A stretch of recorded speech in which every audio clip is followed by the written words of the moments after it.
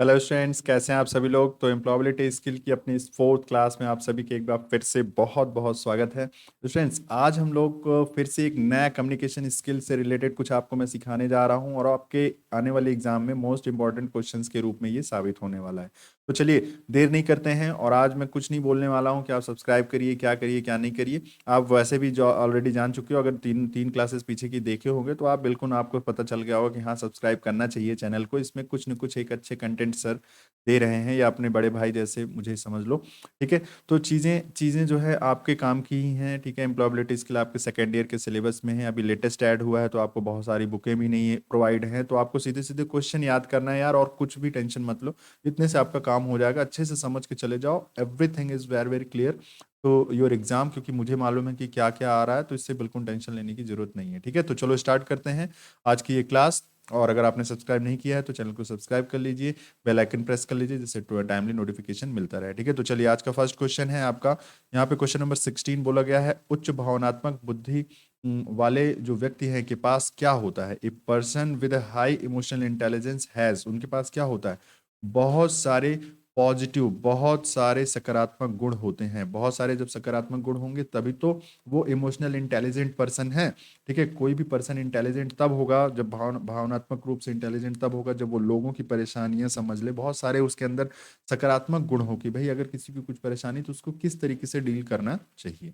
इसका answer C हो जाएगा, a lot of positive qualities होनी चाहिए। ठीक है, तो अगर लॉट ऑफ पॉजिटिव क्वालिटीज है तो वो क्या होगा, वो पर्सन इंटेलिजेंट होगा। किस वे में, इमोशनल वे में। तो इमोशनल इंटेलिजेंस पर्सन के अंदर बहुत सारे पॉजिटिव एटीट्यूड्स होने चाहिए, पॉजिटिव क्वालिटीज होनी चाहिए। क्वेश्चन नंबर 17 देखा जाए तो बोला गया है उच्च भावनात्मक बुद्धि वाले व्यक्ति कर सकते हैं, मतलब कह रहे हैं the person with high emotional intelligence can work, मतलब कर सकते हैं, क्या कर सकते हैं, work well in team, team में अच्छा काम कर सकते हैं, बिल्कुल सही है। डील विथ स्ट्रेसफुल सिचुएशन, बहुत ज़्यादा जो जटिल कंडीशन आ जाती है, जब तनावपूर्ण कंडीशन होती है तो भी वो अच्छा काम करते हैं, मतलब उस स्थिति में भी झेल ले जाते हैं। ठीक है, हैव ए पॉजिटिव एटीट्यूड, तो पॉजिटिव एटीट्यूड तो होता ही है। ठीक है, सकारात्मक दृष्टिकोण होता है हर एक चीज का। जैसे कि चीज मशीन, जैसे मान लो कोई आपके लैब में मशीन बिगड़ गई, तो आप बनाने के लिए सोचो, उसको फेंकने के लिए मत सोचो। ठीक है, बन सकती है तो वो सकारात्मक सोच है। ठीक है ना, तो डी ऑप्शन इसका बिल्कुल सही हो जाएगा, क्योंकि ये तीनों बातें सही हो जाती हैं यहाँ पे। तो क्वेश्चन नंबर 17 का आपका डी आंसर बिल्कुल सही हो जाएगा। क्वेश्चन नंबर 18 देखा जाए तो हमें सभी भावनाओं को स्वीकार करना और इससे सही तरीके से प्रबंधन करने सीखना चाहिए। क्या ये बात सही है ना। We must learn to accept all the emotion and manage, ठीक है, manage it in the right way. तो ये तो बिल्कुल सही बात है, ये तो सही बात है। जो पहला जो स्टेप है वो यही तो है कि आप एक्सेप्ट करो और फिर मैनेज करो कि किस तरीके से उसको मैनेज करना है। ठीक है, अगला क्वेश्चन देखते हैं। क्वेश्चन नंबर 19 बोला गया है, हमारे जब हमारे साथ कुछ अच्छा होता है तो हम महसूस करते हैं, क्या महसूस करते हैं, इरिटेटिंग महसूस करते हैं, नहीं भाई, पॉजिटिव इमोशंस लाइक हैप्पीनेस। ठीक है, खुशी जैसी सकारात्मक भावनाएं अपने अंदर उत्पन्न होती हैं। ठीक है, चिड़चिड़ापन, गुस्सा और क्रोध क्यों आएगा भाई अगर कुछ अच्छा हो रहा है आपके साथ, तो ठीक है ना। तो पॉजिटिव होगा, पॉजिटिव इमोशन लाइक हैप्पीनेस आपके अंदर आएगी, आपके अंदर सकारात्मक सोच आएगी, जैसे खुशी महसूस होना। ठीक है, अगला क्वेश्चन है, भावनाओं को प्रबंधित करने का पहला कदम क्या होता है। कह रहे हैं the first step to manage emotion, मतलब आपके अंदर इमोशन है, पहला स्टेप क्या करोगे, आप क्या करोगे। तो पहली चीज तो आप उसको एक्सेप्ट करो, आप उसको पहले स्वीकार कर लो कि हाँ ऐसी कुछ समस्या है। ठीक है, इस तरीके की है, तो स्वीकार करना ही अपने आप में क्या है, उस चीज का प्रबंधन है मेरे हिसाब से तो। ठीक है, भावनाओं को स्वीकार करना और फिर समझना। ठीक है, तो ए आंसर बिल्कुल इसका सही हो जाएगा, accept and understand the emotion. तो ए आंसर बिल्कुल यहाँ पे सही माना जाएगा। अगला क्वेश्चन देखते हैं। क्वेश्चन नंबर 21 देखा जाए तो बोला गया है, नकारात्मक भावनाओं में शामिल है, क्या शामिल है भाई, क्रोध नकारात्मक भावना, तनाव नकारात्मक भावना, उदासी नकारात्मक भावना। तो डी ऑप्शन बिल्कुल यहाँ पे इसका सही हो जाता है। अगला क्वेश्चन देखते हैं। ठीक है, चलो इसको इंग्लिश में ही पढ़ते हैं। बोला गया है, निगेटिव इमोशन इंक्लूड्स एंगर, ठीक है, स्ट्रेस, सैडनेस। तो ऑल ऑल ऑफ दिस, ठीक है, ऑल ऑफ द अबव। अगला क्वेश्चन देखते हैं। क्वेश्चन नंबर 22 बोला गया है, जब हम अपनी भावनाओं को व्यक्त नहीं करते हैं तो हम समाप्त हो जाते हैं, मतलब हम नहीं समाप्त हो जाते, मतलब फिर क्या समाप्त हो जाता है, गड़बड़ क्या होने लगता है, खुद को और दूसरों को चोट पहुंचाते हैं, मतलब हर्ट करते हैं, जिसको कहते हैं ना इमोशनली हर्ट करते हैं। खुद को भी परेशान कर रहे हो, अगला जो आपकी शक्ल देख रहा है वो भी परेशान हो रहा है आपकी वजह से, आपके मम्मी, आपके पापा, ठीक है, आपके भाई बहन, या और भी जो आपके रिलेटिव्स की भाई इसको प्रॉब्लम है, उसके चक्कर में वो भी परेशान है, ठीक है।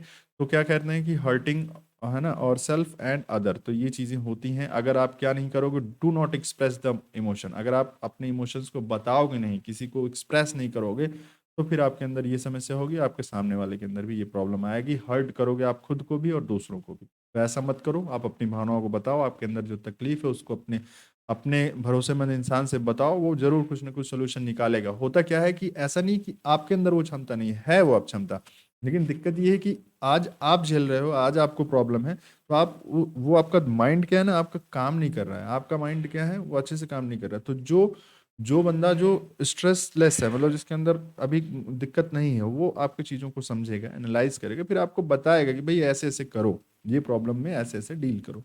तो जब आप एक्सप्रेस नहीं करोगे तो कैसे कोई बता पाएगा, ठीक है। तो आपका सबसे पहला स्टेप यही होना चाहिए कि भैया आप अपने इमोशंस को बताओ, एक्सप्रेस करो, और अगर आप नहीं बताओगे तो आप खुद को भी हर्ट करोगे और दूसरों को भी हर्ट करोगे। अगला क्वेश्चन, खुद को व्यक्त करने में मदद मिलती है, मतलब एक्सप्रेसिंग और सेल्फ हेल्प्स इन। अगर आप खुद को एक्सप्रेस कर दोगे तो क्या क्या चीजें देखो अच्छी हो जाती हैं। नकारात्मक भावनाओं से निपटने का समाधान मिल जाता है, बिल्कुल सही बात है। दूसरों से लड़ना नहीं, ये तो गलत है। नकारात्मक भावनाओं का विकास, ये भी नहीं होता, ये भी गलत है। सकारात्मक भावनाओं का विकास, ठीक है। तो देखा जाए तो एक्सप्रेसिंग और self helps in finding solution to deal with negative emotions.